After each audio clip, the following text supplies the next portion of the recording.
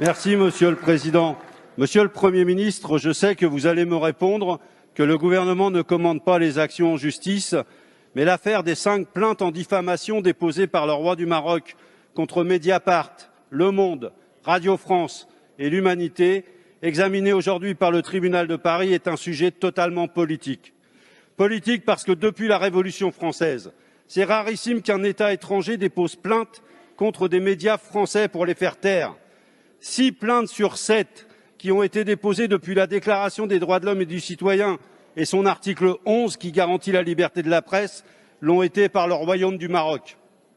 Politique également parce que la France n'a jamais réagi publiquement à l'utilisation du logiciel d'espionnage israélien Pegasus utilisé par le Royaume du Maroc contre des journalistes et contre des élus au plus haut niveau de la République française. Politique parce que votre majorité et votre gouvernement semblent plus prompts à protéger le secret des affaires que la liberté de la presse.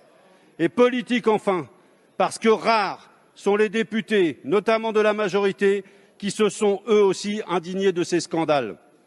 D'où provient cette absence de réaction?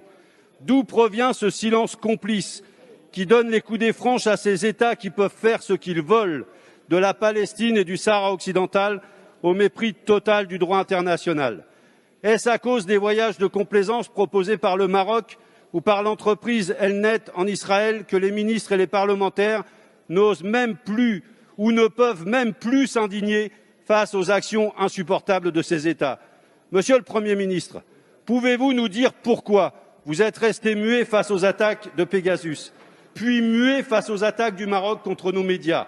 Ces plaintes sont des procédures bâillons contre la liberté de la presse, donc contre nos propres libertés, dont vous êtes censé être le garant.